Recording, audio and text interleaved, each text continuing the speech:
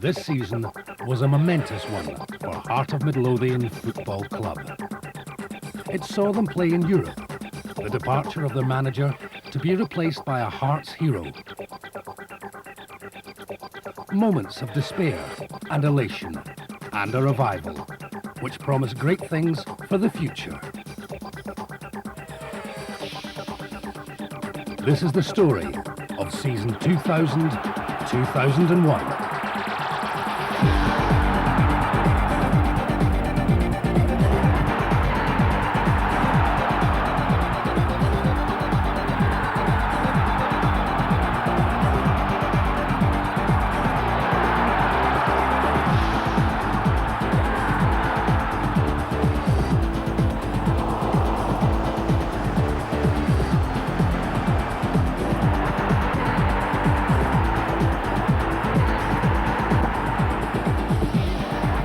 First match of the season was one for the club to relish, a fixture to get the campaign off to a flyer, a derby clash against their old rivals Hibs.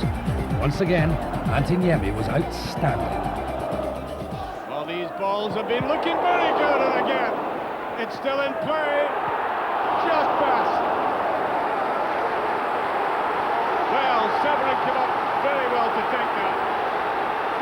Look at the confusion in this Hibs defence there, not clearing the lines at all well. Just tucked back in there by Tomaszek. Once again, the value of this man who can curl the ball in well. Better clearance, adjusted, no! So close. It looked as if Wanjo would find the net. He came up and took that position excellently as he came out of the box like that. Pouncing on it right away, and I wonder if the connection hadn't been made inside the box, it would have gone into the net. Now then, the Hibs support calling out for Soze this time. This is well within his range.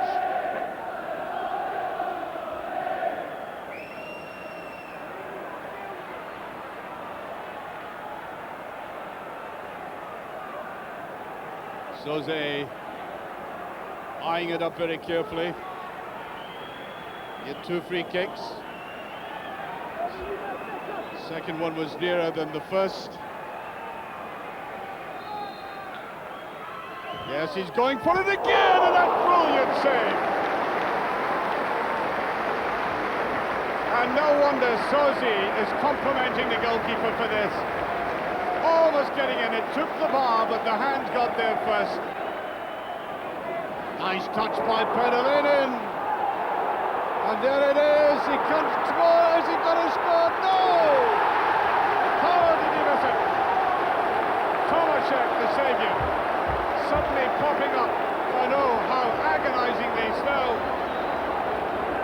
that was turned round by Agat. Really should have stuck it away there. And indeed, that was played away by Flogel. It was Flogel who came in and took it, and that just touched over. Up came Bennett, the big Canadian international.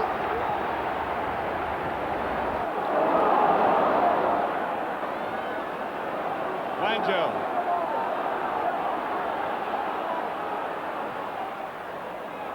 Citizen ball out of Gauss, Fulton. Naismith, there's Jesper! No offside on it. Well, the 2 players right at the top of it. Severin was there, throws a cut, and neither of them could put it away. Here's Wanjo. I think he might just get away. Lawson is after him.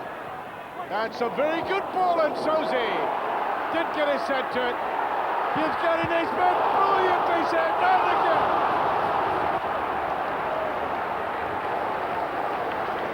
First Naismith, when he fires this in, the ball coming across here, you can see Naismith, great effort there. And then headed in by Gary McSwegan.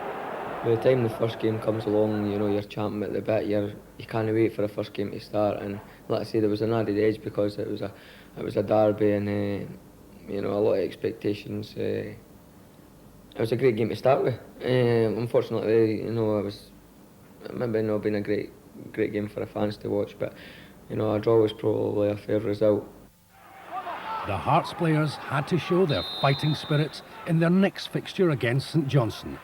They got off to a poor start and soon found themselves trailing by 2 goals. But it would not remain so for long. Flugel. He's managed to survive that challenge from Boland. Jim Weir did well at the back post there. Fulton is going to send it back in though, and Severin is in there! Spectacular save! Wonderful reflexes from Alan Mains, who denies Scott Severin.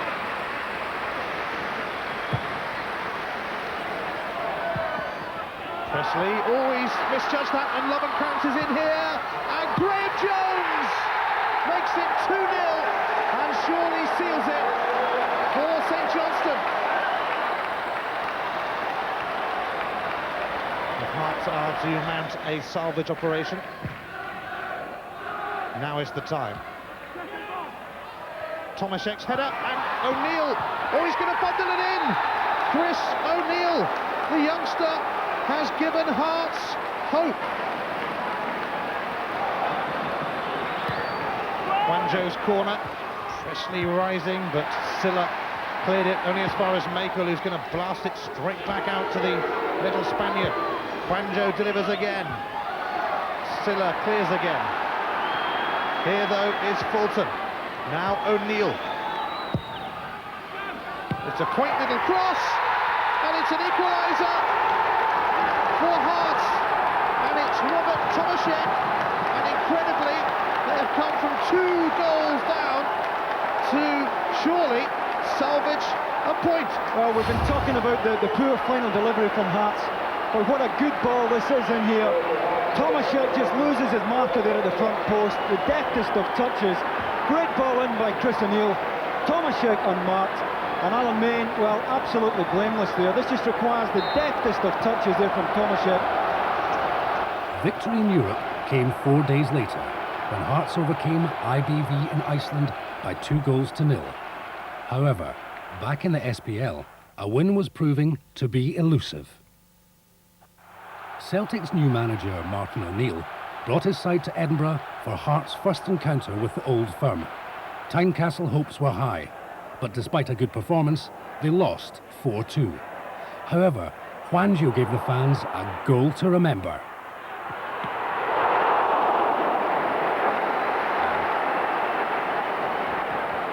Tomaszek is there, so is Severin.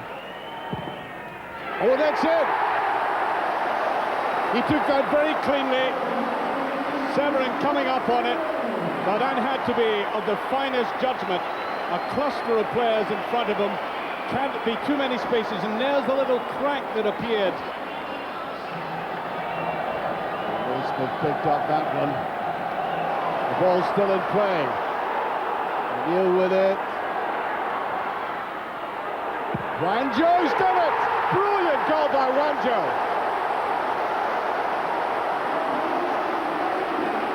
Great play by O'Neill as he went down the left-hand side, and Wanjo coming in on it there. Always a difficult ball to take, falling away to your right-hand side, and he put it in with the greatest of aplomb. Hearts progressed to the next round of the UEFA Cup, finishing off the Icelandic Challenge, beating IBV 3-0 at Tynecastle. In the league, although dominating the match, Hearts left it late to again salvage a point. The new Luke Dundee took the lead when their player-manager Ivano Bonetti started the move, which resulted in Caballero delivering an unstoppable shot.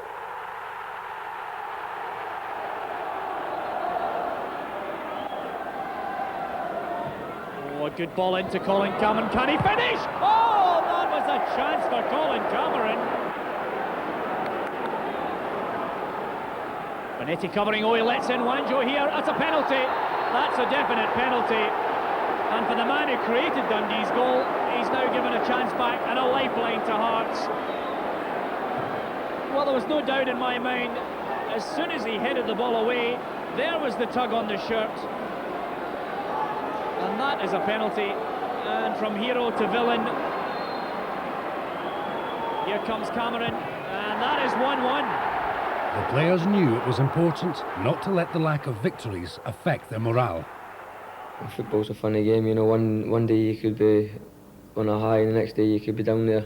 And it's basically how everybody adapts to it. And the better everybody adapts to it, you know, the less downs you're going to have. It wasn't a great start to the season, but I mean, you've got to get that out of your head, and you've got to prepare for every game coming up and try and put a run of wins together. So I don't think it really did affect the morale. I think it was just the boys had to really get behind each other and start getting wins. That came in their very next game.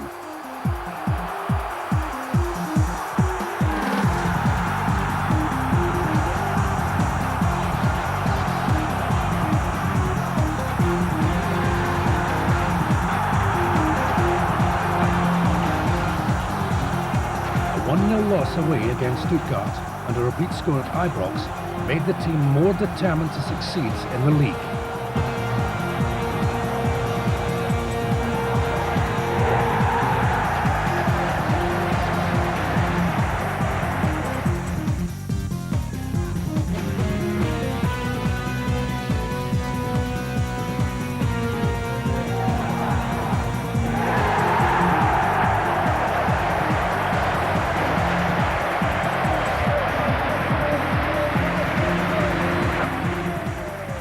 Growing injury list made it difficult for Jim Jeffries to field a consistent lineup. That took its toll when Hearts lost at home to Kilmarnock, which would prove costly later in the season. The European dream also ended. Despite beating Stuttgart 3-2 at Tynecastle, Hearts went out on away goals. Ex-Ranger Gordon Durie made his debut against Motherwell in October. He was keen to prove he had plenty to offer Hearts, and on his first showing, looked promising and scored 2 goals. Dundee United were Hearts' next victims. Robert Tomaszek started the rout, finding acres of space amongst the bemused defence. Ulsterman Andy Kirk couldn't resist sharing his delight when he converted a Wanjo corner.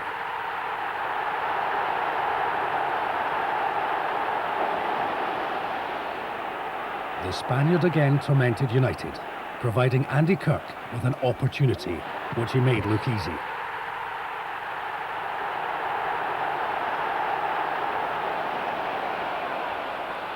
Kevin James gave Hearts their 7th goal in 2 games, where he drove home a powerful shot, leaving Combe helpless. But Hearts' joy was short-lived. The next match was to bring heartache to everyone connected with the club. Although they scored first, they lost 6-2 against the rivals Hibs. It was really hard for me. I think it was one of my worst experiences of football, really. The game started well for us. The first 15 minutes we were playing really well. I managed to score a first goal, but after that we just really fell apart. The squad had to show their professionalism and were determined not to let the result linger in their memory. You have to forget it, and I know it's hard to forget, especially for supporters and everybody in the club. You know, was really down. Also the players. I think the players I'm the most disappointed. I'm most disappointed as anybody else, and but you have to keep going, you know. And there was the next game was right on the next Saturday, and we had to play well in this game, and we had to prove ourselves. To be honest, I don't think it's too difficult at all, because you do it for a living. That's your job, and we all know that in football we have good and bad games, and I think that game was just, you know, one-off. And as you can see in the derby games, anything can happen. You've got to look at the next game and try and get a win and try and get it really out of your system. But Hearts lost their next game 3-0 to St Johnstone, and although they took eventual winners Celtic to extra time in the CIS Cup, they lost again. A victory was badly needed for everyone concerned at the club.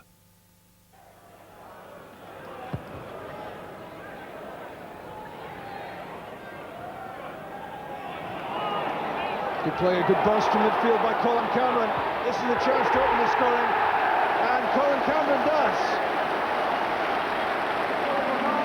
Number 7 of the season for the Scotland midfielder, and so typical of what he does best. 24 minutes on the clock, busting through from the midfield, and a certainty to score from this sort of situation.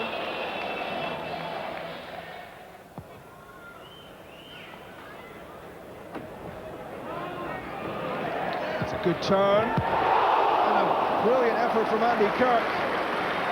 So close to number 2 for Hearts.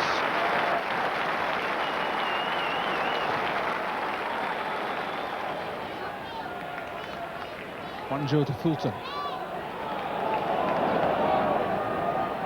Wanjo again, tempting ball in, and Scott Severin makes it 2 for Hearts.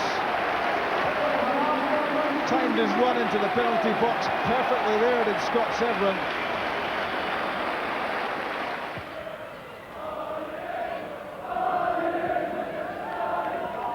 Petrich, and left by Cameron for Fulton. Andy Kirk could be in for number 3. Yes, he is.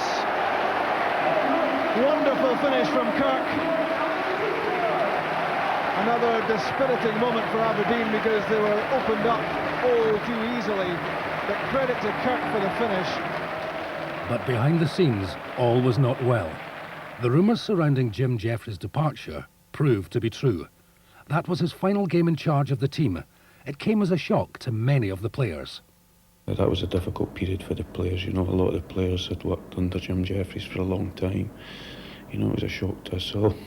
I got a phone call myself from a press boy saying that he'd left the club, so it was a major shock for me. I just saw Jim Jeffries every day in training, and he never said any word or anything that he wants to leave the club, and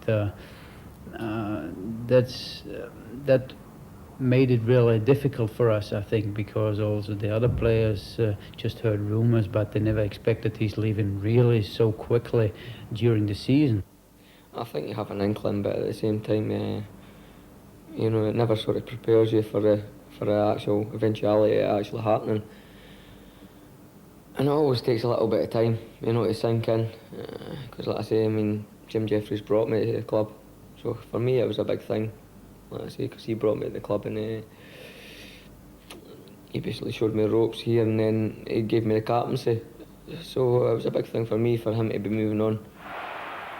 Under caretaker coach Peter Houston, Hearts again had to prove their professionalism and get on with their task. But against Dundee, it looked as if things may not be back on track.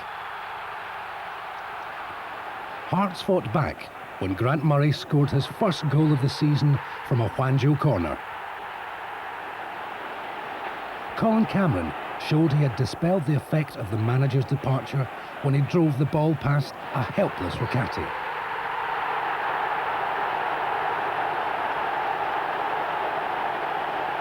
Once again, Ivano Bonetti conceded a penalty against Hearts when he chopped down Stevie Fulton in injury time. The referee was in no doubt about the outcome. It was left to the captain to put the points beyond dispute.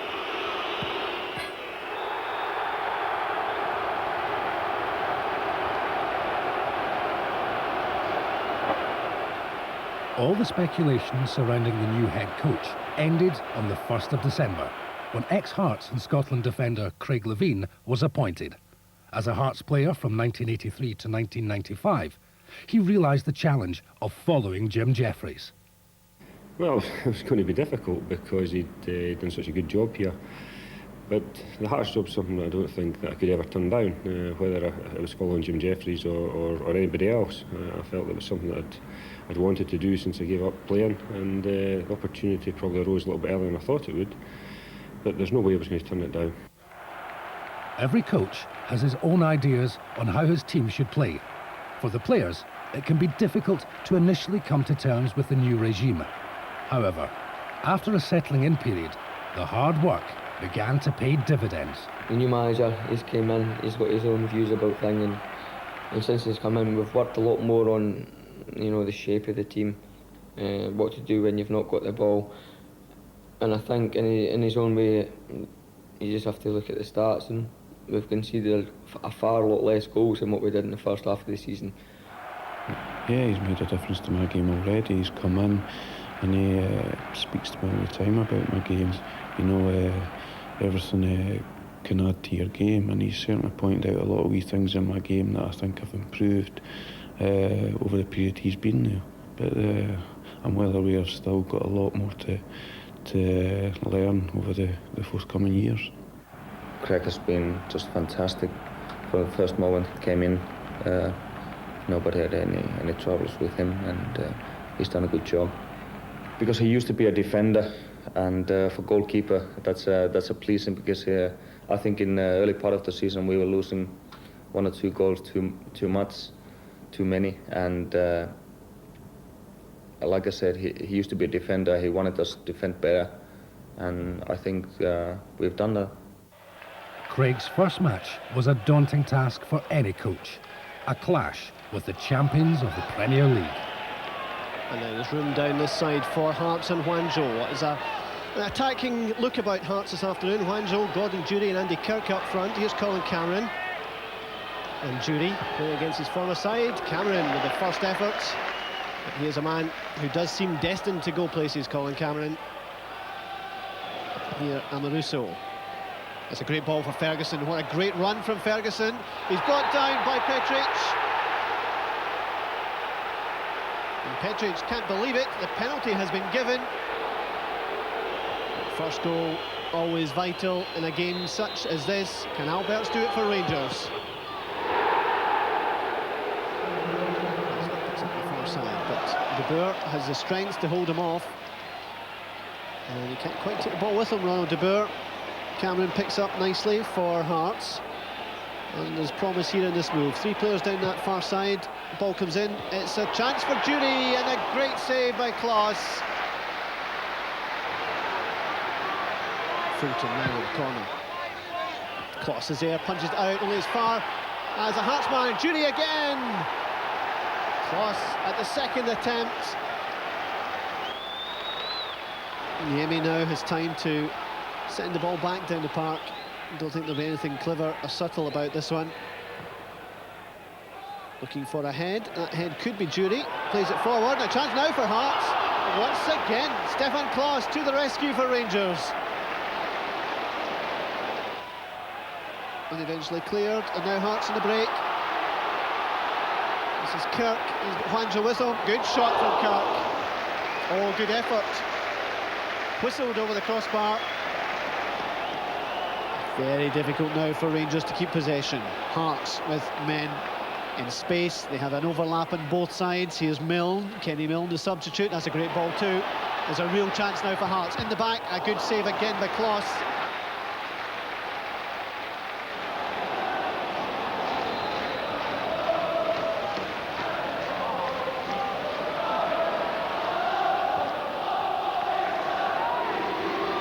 Nielsen. Ball across, and a chance now for Hearts. Again, it's Klaus to the rescue. How on earth did Hearts not score there? Craig Levein took his side to Rugby Park looking for a victory. That was delivered in an emphatic fashion when Stevie Fulton beat the defence for the opener.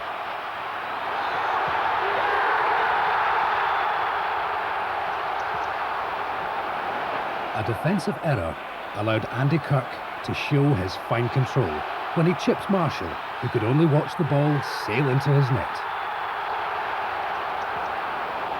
Andy wrapped up the points when he pounced on the Kilmarnock defence, thoroughly punishing their error.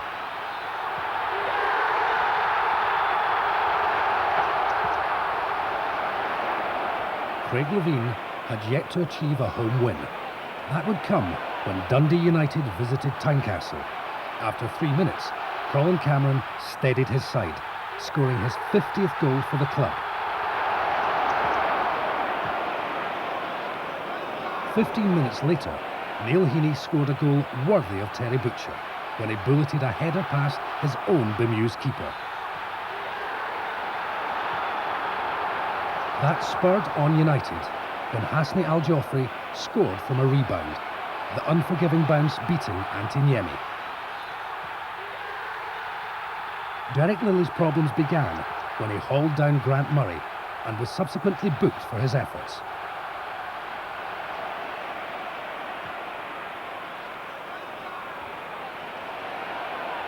Referee Kevin Toner wisely played the advantage when Lilly brought down Hwangju.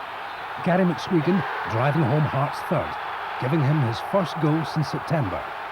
There was no escaping the referee for Lilly when he was sent off after the Hearts celebrations.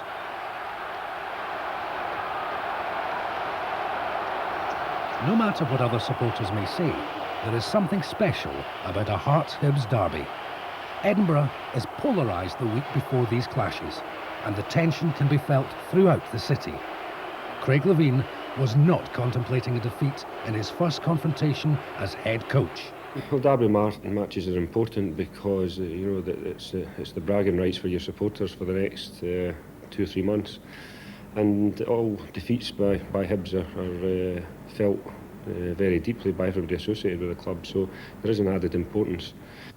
I think everybody's really up for it the whole week for this derby game. Everybody's looking forward to these games, and everybody wants to play. And you can see in training, everybody's trying hard. Everybody's is trying his best, and also in the dressing room, there's a good mood in the dressing room, and this makes it really special. These games.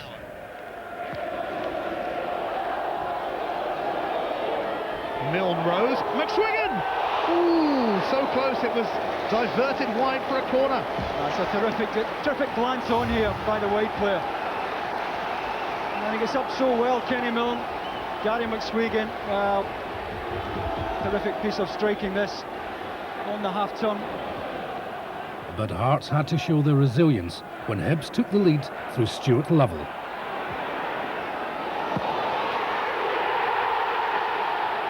Yeah, it's a different atmosphere. It's a Saturday game, and you know, from Monday, you sense that there's something special going to happen. Obviously, for the fans and so, it's a big one, and the players, they know that. You don't want to lose that game. It's a special atmosphere.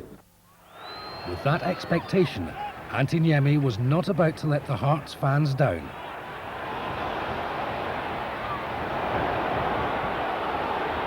Jack. Did well. Andrews takes over. And he gives it to Patalainen. And a fantastic save from Patalainen's fellow Finn, Niemi. That's a terrific save. Patalainen just drops off Gordon Petric here onto his left side. And Niemi, well, perhaps even with his wrong hand here, because it's his left hand he takes it with. Good save.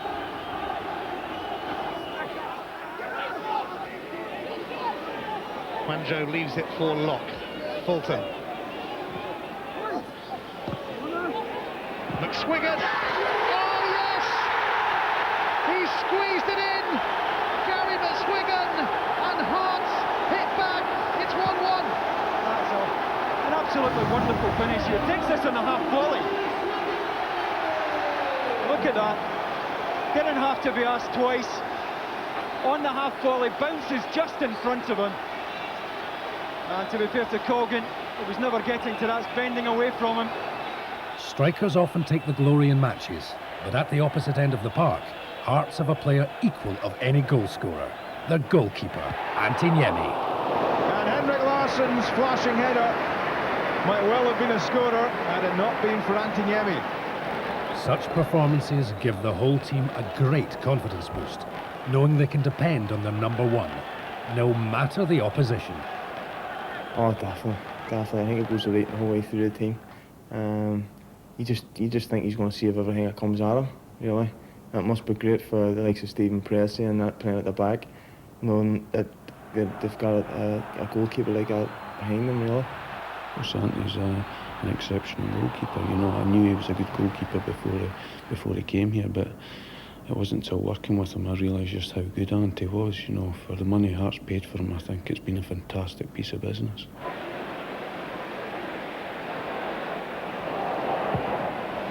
Petter's cross. Wonder save by Ante Niemi. How did that stay out? Johan Mjällby still quite believe this. Unmarked, powerful header. It had to be a goal. Ante Niemi thought otherwise. Sensational stuff from Niemi.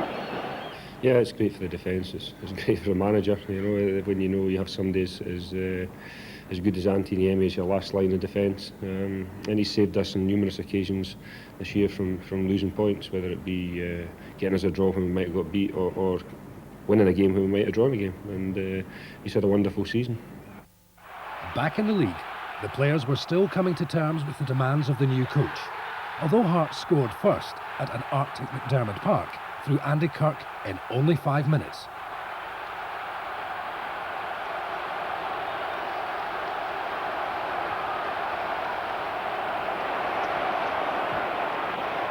St Johnstone then fought back, scoring 2 goals before half-time.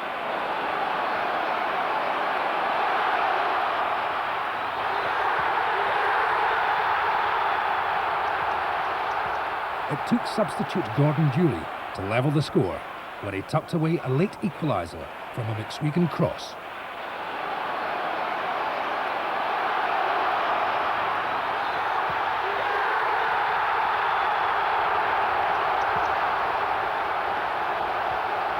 In many seasons, there is a decisive moment when the club has to take stock of its situation and react accordingly. That happened on the 2nd of January, after Hearts lost 1-0 to Aberdeen. It was a turning point for the whole squad. That's a game that stands out, because I think that was the time that we recognised that we had to change things and try and steer a different course. The coach acted decisively. He publicly criticised his players for their performance, then cut short their winter break, bringing them back to Tynecastle for extra training. His message was not lost on the players. I think the players were hurt by the fact that, you know, the game before we broke off, we had another disappointing game against Aberdeen at Pittodrie, where we just never done it, and it was really disappointing, and the manager expressed his feelings about it. So I think the players were more determined to make sure that, you know, we never felt like that again. Craig Levein knew he had to change the team. Gary Locke had played his last game for Hearts. McSwegan and Durie would no longer feature, and Darren Jackson and Gordon Petrich would move on. Nobody likes to tell people that their contracts aren't going to be renewed or they've got to move on. But realistically, if the manager doesn't do that, who will do it? You know, it's got to happen. You know, if the club isn't heading in the right direction, somebody has to make changes. And unfortunately, some people are going to be upset by that. But I think that I don't ever want any of these things to be personal. I think that I'm trying to do my best for Hearts Football Club, and some of these decisions are going to be harsh on some people, but that's just the way it is.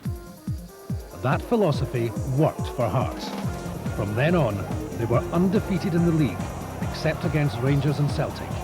Their first victims were St Mirren. The fans thought their team had scored when Stephen Presley's header hit the bar, only for McSwegan's effort to be caught on the line by the Saints keeper.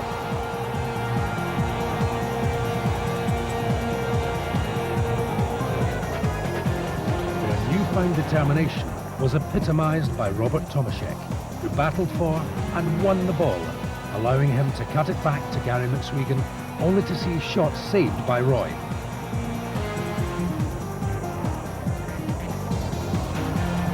The waiting for Hearts ended when Tomaszek was brought down by Turner in the box, leaving Colin Cameron the task of securing the 3 points.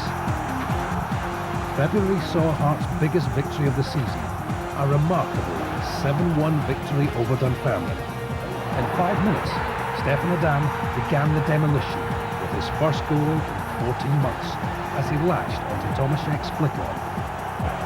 It it looked as if the Frenchman might make it a double when he beat the defence, only for Andy Kirk to slot home the second.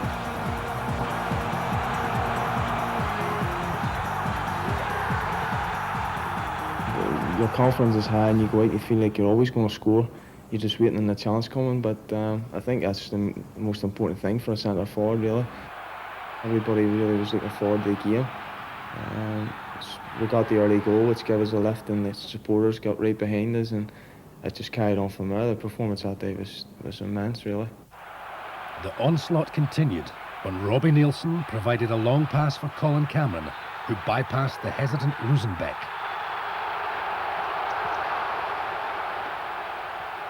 The fourth came from a well-worked move. Tomaszek fed Boyack through the defence, allowing Adam to smash the ball home. I think we started the game very well, and Jimmy Calderwood had previously experimented with changing the system when his team were behind. And he did that, and we'd watched them do it a couple of weeks beforehand and had the opportunity to talk about what we would do if Dunfermline did change the system. And lucky enough for us, we were prepared well for it, and you know, things just clicked. Just about all the chances went in the back of the net, and a lot of players played close to their best. Some inept defending and gutsy attacking from Andy Kirk gave Hearts their fifth when Adam's shot wasn't held, allowing the captain to convert an easy goal. It was one of the games where everything that we done seemed to go right. And you get games like that on the same occasion. You get games where everything you seem to do is just not happening for you. But I think in these cases the important thing is to just keep the head down and keep working hard. And like I say, if you keep working hard, then you're going to get a lot more times like the Dunfermline game than you are, say, the Hibs game. That hard work paid off when Andy Kirk worked an excellent 1-2 with Tomaszek, giving the striker his second and Hearts their sixth. All of Tomaszek's hard work was rewarded when he got the seventh goal and Hearts' biggest ever SPL victory. After a disappointing Scottish Cup exit at the hands of Celtic, Hearts had to improve their prospects in the league. Thomas Flogel couldn't hide his happiness after netting the first against Kilmarnock. Oh yes, I remember, because it was the only one I scored this year. But we played well. We had a couple of chances in the first half. You know, it was hard to come in the game because Kilmarnock had a really hard defence, and I think they battled well. But then it was a good break from us, and a 1-2 with Swigi, and it was a superb goal for us. And I'm happy that we won the game. It was a defensive error that saw Gordon Marshall sent off after handling outside the box. The resulting free kick was expertly placed in the top corner by Hwangju. The third came from an acrobatic drive when Scott Severin smashed the ball past Meldrum. The game had been an excellent one for Thomas Flogel, who this season has been asked to play in many different positions. I think it's helpful if players can play more than one position, and I think that Thomas is a typical example. Thomas is somebody who you ask him to play right back, he'll play there, left back, he'll play there, midfield, he'll play there. He's played up front for us, and that adaptability makes sure that he's always playing. And I think it's something that, if it's at all possible, that other players should have the same adaptability. It's really enjoyable for me. Maybe earlier, when I was younger, I always wanted to keep my position. I wanted to play behind the strikers. I remember when I've been in Austria, I played for them. I always wanted to play behind them, but I put the pressure on myself, you know. And now I must say, I'm maybe too experienced, you know, that it's really worrying me to play on different positions. Sometimes I need maybe 5 or 10 minutes in the game to find my steps and the new position, but after that it seems to be all right. On the last day of March, Hearts met Motherwell. If they won, it would secure a place in the top 6, and they would replace Kilmarnock in 4th place in the league. Tomaszek showed the way with the goal of the season. That brilliant strike is just one example of how Robert's presence has grown this season. Andy Kirk was again on the score sheet when he hit a powerful header from a perfect Boyack cross.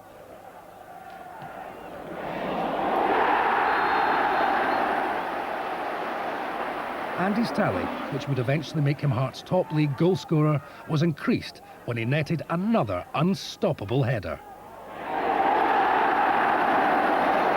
By now, the team's spirit was stronger than ever, and its importance was being realised on the park. The team spirit was coming back to us since the new manager was coming in. And this is really important, that everybody runs for his teammate. You know, everybody is on the pitch for each other, and everybody fights for it, for every ball. And this is very important for the game, for the whole season. I've been in a few clubs, and you know, the squad we have at the moment couldn't be any better. We have great personalities in a dressing room, and you can just name anyone. We have a great team spirit and couldn't get any better. The race was now on for a place in Europe. At one stage, Hearts were 10 points behind Kilmarnock, but their determination meant that the European place would be decided on the very last day of the season. However, in April, that moment seemed far in the future. Just keep it in, Thompson going back with him. Boyack. That's a better ball by Boyack, and it's there! Wales comes in at the far post, and that was an imagination. Good play on the right-hand side, and this time Wales got away from the markers. Boyack, full credit to him for the way he swerved that in. The draw meant that for Hearts, their next game would be one of the most important of the season. Kilmarnock was the opposition. Hearts were determined not to be beaten. But without Thomas Vogel and Robert Tomaszek, their task was made more difficult. Oh, mistake by Webster has let in Andy McLaren, and surely this time, what a save from Antti Niemi. That's a magnificent save. And we've seen him do this a few times this season here. The mistake here by Andy Webster, who must have thought he was going to be punished here. McLaren takes it onto his left side, and Niemi does so well here to spread himself. Once again, Antti Niemi would show why he was considered Player of the Year by so many fans. McGowan scored from a free kick. He's in there lurking once more, away by Presley. Back in by Gary Hay. And what a chance here! Oh, and it's been pushed just wide, has it? I think Niemi might have got a touch. Sits up nicely for him, drives it into the ground. I think Niemi did enough just with the fingertips there. Good flick on, and it's a terrific stop again.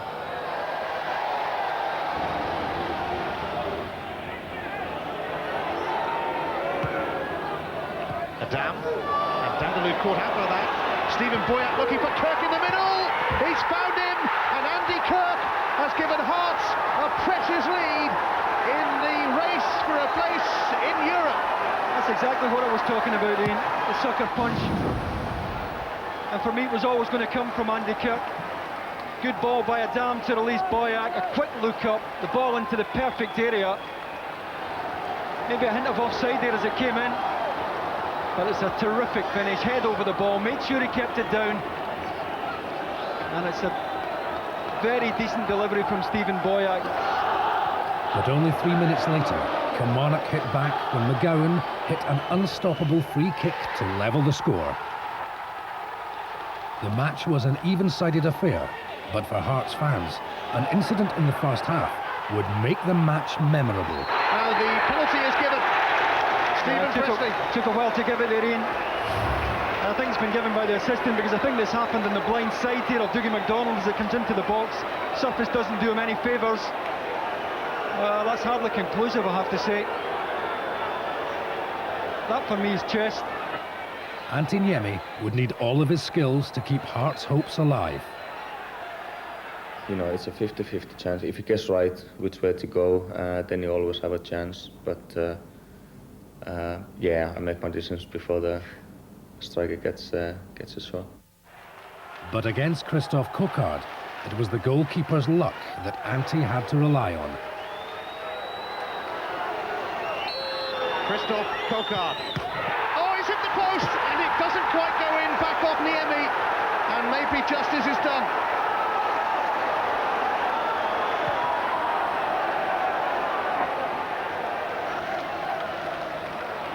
In the last derby of the season, it was again a penalty decision that would decide the outcome. For the visiting Gorgi supporters, it was to become one of the highlights of the season.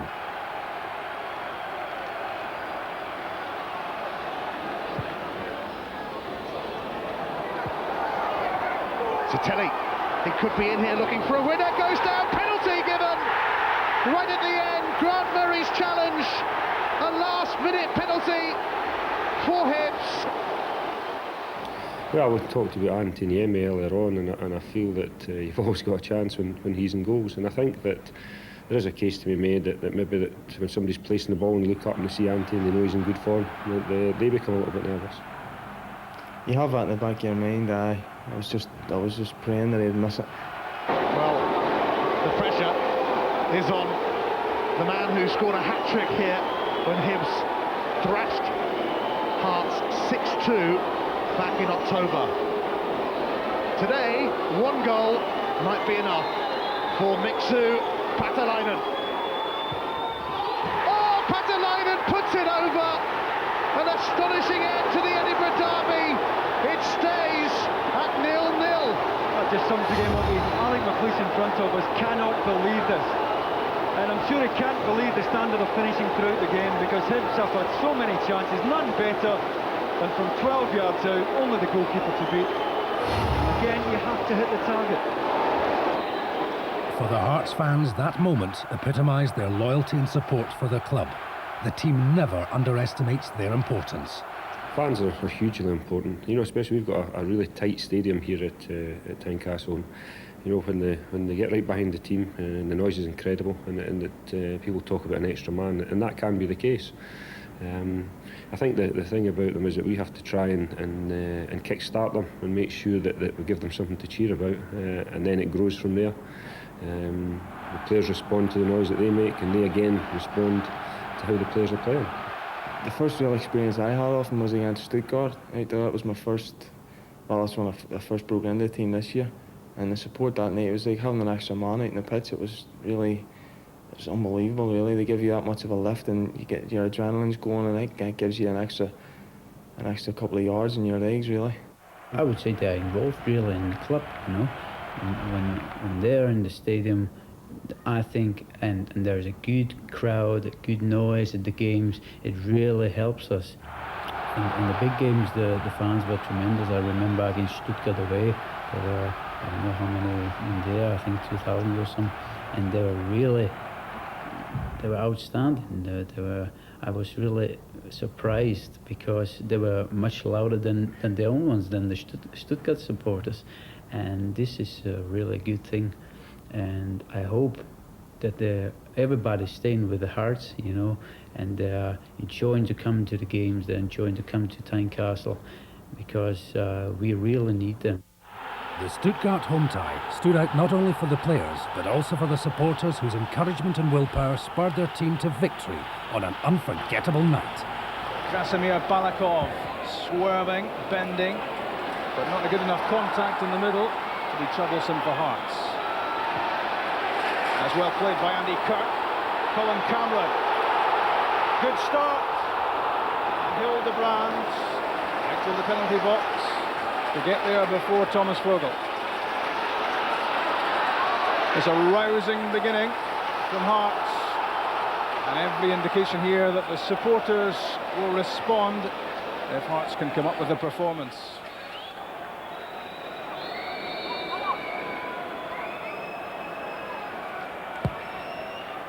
The in-swinger, and it's Stephen Pressley.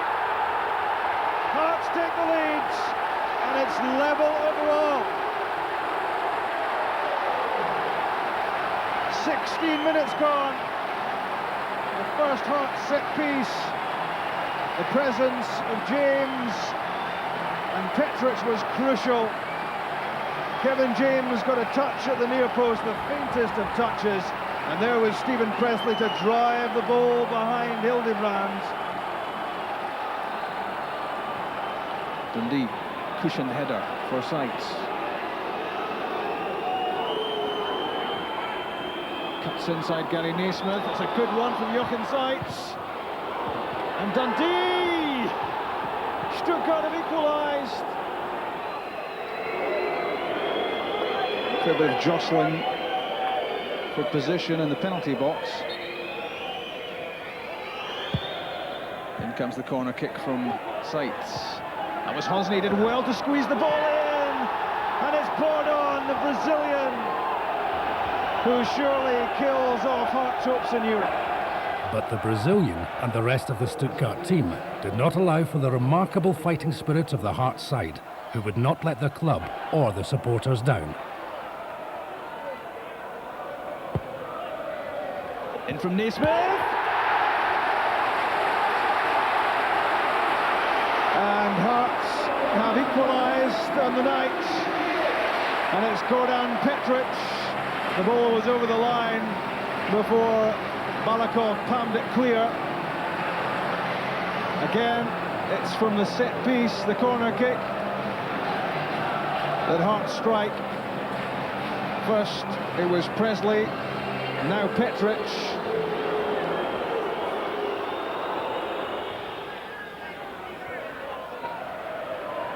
Pinto feinted one within the other. Useful ball in, off the head of Stephen Pressley. And grabbed by Niemi. McSwaggon's after it. Good play from Gary McSwaggon. Surely he was fouled. McSwaggon looks for a penalty kick. He says that was in the box. It was McSwaggon against Meisner. He got round him. And now the penalty has been given.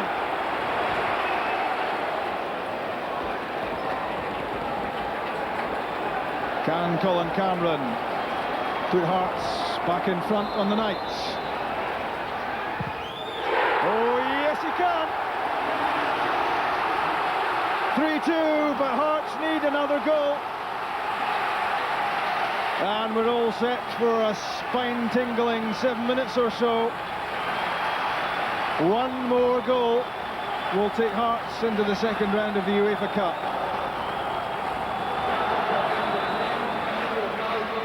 This could be interesting.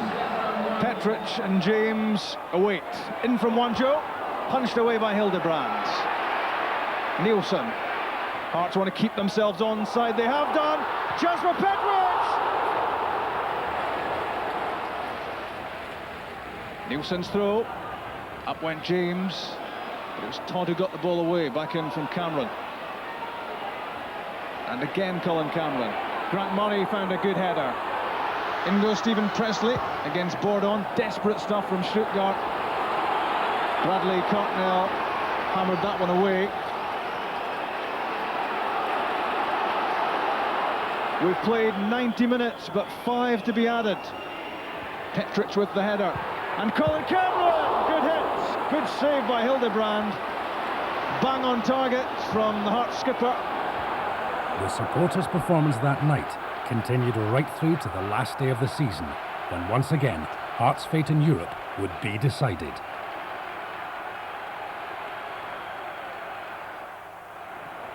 Jansen again, so far it's in.